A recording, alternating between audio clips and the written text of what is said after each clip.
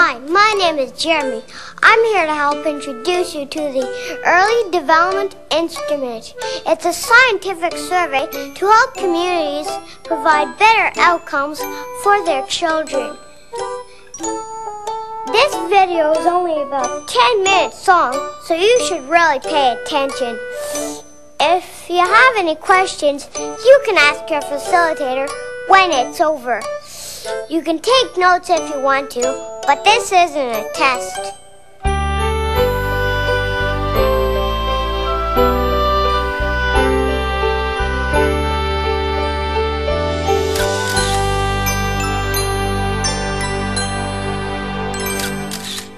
The brain develops in the 5 areas covered by this instrument, the EDI, and in a way what we've tried to pick up before the child begins school is how things are going in these 5 major areas. They're connected closely to brain development, but also are very important for predicting how the child will do in school.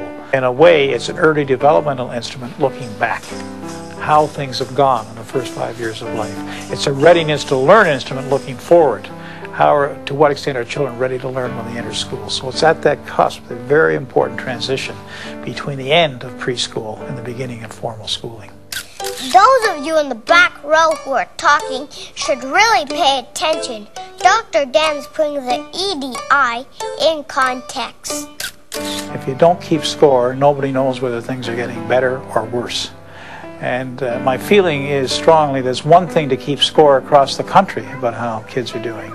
But in many ways that doesn't interest Canadians about how kids are doing across the country. What interests Canadians is how kids are doing in their own community. And the beauty about doing work in the early childhood period, that if you intervene at age 2 or 3, in 2 or 3 years you'll know whether it works or not, because if you're monitoring by the EDI, you'll know whether scores have improved. If you want to get somewhere, you'll have to know where to start. I think the Early Development Instrument is a good place to start. The whole community has a responsibility for these children. The school can help out by saying these are the things we find about these kids in the EDI. We, along with other leaders in the community, have to find a way to improve the environment for these kids in the first 5 years of life. And I'm convinced that if you're going to raise the life quality of children 0 to 5 in Canada, it won't be done by a top-down approach by the government saying we should do this or that. It's going to be done community by community. And the results of the EDI can help to motivate communities to know what to work on and to be able to work on these issues. Dr. Magdalena Janis is the person who actually developed the Early Development Instrument. Our instrument is designed to look at groups of children, even though it's being completed individually by teachers at school where the children go to the kindergarten. It really cannot be interpreted for an individual. It has not been tested in a way that would validate its diagnostic levels, as when you see the instrument you can see that we only ask you to indicate whether a child may have some additional special problems, but you cannot use the instrument as a diagnosis. It takes about 20 minutes to complete per child, and I'm sure, as any teacher would admit, it's just not enough for any in-depth diagnosis of a child. Instead, however, because it's so short and it covers the 5 most important areas of which have been identified as most relevant to children's readiness to learn at school, which are physical health and well-being, social competence, emotional maturity, language and cognitive development, and finally communication skills and general knowledge. Because it covers all these areas in a relatively quick to complete survey, we can look at whole populations of children. When I grow up, I want to be a test pilot. How do you know if something works if you don't test it? That's science. It really is extremely important and extremely appreciated that the teachers contribute to this assessment of children's readiness to learn. They really are the experts on the children's well-being at that age, and they can help us identifying areas that could be improved for the community, for the whole new cohort, new groups of children that are now growing between 0 and 5 years of age or being born. It may sometimes look tedious to have to complete a form on 20, 30, 40, 50 children if you have more than one class. But I would like to emphasize that every single form counts. In a survey, there are no right or wrong answers. All the answers count. That's how you get an accurate measure of the kid's readiness to learn at school. It's like a class picture. Smile.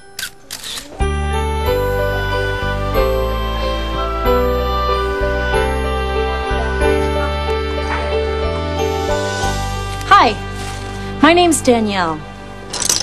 There's never enough time.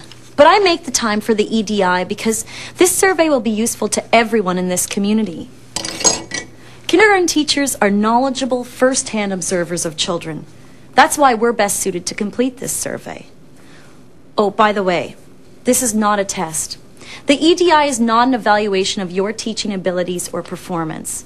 It's an instrument for research. Now, before you get started, it's a good idea to read the EDI from beginning to end. Also read the accompanying guide to get an overall grasp of what the survey is trying to record.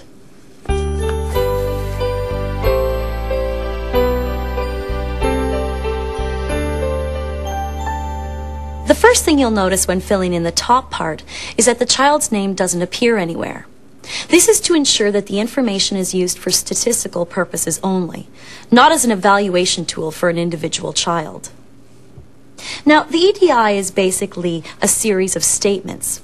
Each line has multiple choices of either yes or no, or a scale of answers like often, sometimes, or never, always followed by an I don't know option.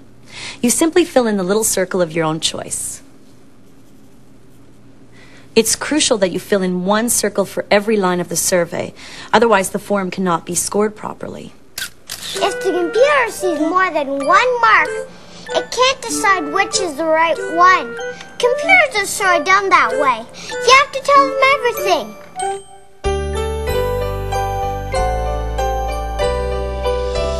Section A measures the child's physical well-being and development. Now, there are 14 statements that you check off as required. By this time of the year, you will have had the children in your class for some months. Knowing you're going to fill out the EDI will probably help to focus your observation. However, if you feel you're not quite ready to complete it, take a few more days of close observation, then begin. Oh, if you need to verify what a particular statement means, refer to the guide that comes with the EDI.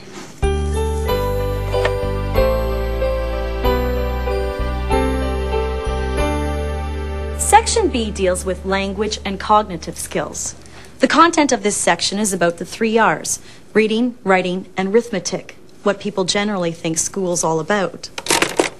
Even though the EDI is designed to evaluate a child's readiness to learn in school, please don't formally test the child. Just take into consideration the child's general use of language and understanding of mathematical concepts, rather than the correct use of grammar or getting the sums right. I told you it wasn't a test.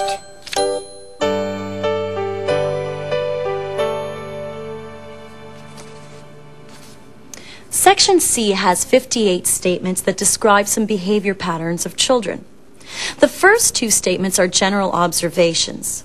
The rest are more specific and try to pinpoint certain behavior in everyday situations. Possible answers are often, sometimes, never, or I don't know. They should be based on your observation within the past 6 months.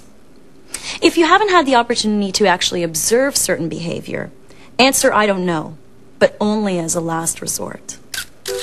Even teachers don't always know everything, but they look for the answers. That's how they get to be so smart.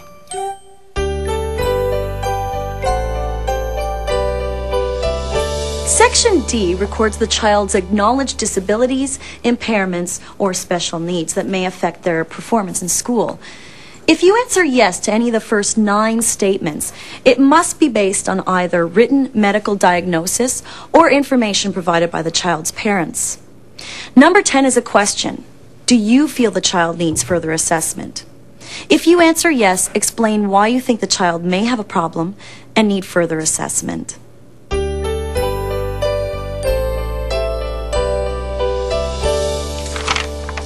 The last section of the EDI is reserved for background information on the child before kindergarten. There are 5 statements that you respond to the best of your knowledge. At the very end of the document, there's another space for your comments and observations about the child's readiness to learn in school. Some of you are fidgeting again. Don't worry, it's almost over. Completing the EDI for each child should take about 20 minutes. Just remember to fill in the circle.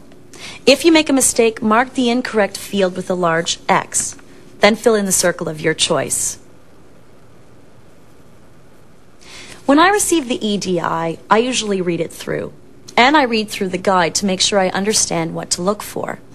Then after a couple days of closer observation, I usually do the whole class in one sitting. The child doesn't need to be there when I complete it, and I usually go with the first impression that comes to mind when I think of that child. There's no use in spending too much time on each statement. The EDI is a survey instrument, not a diagnostic tool. And it isn't a test. That's all there is to it.